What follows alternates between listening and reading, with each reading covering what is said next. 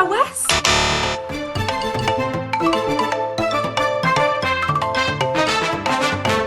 Beth am byw ar ffarm?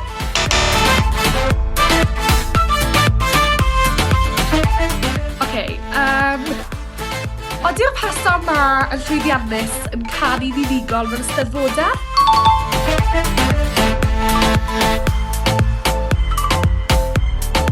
Wel, drian a Steffan a Rebecca, pwy bynnag un o'r rhain yw e.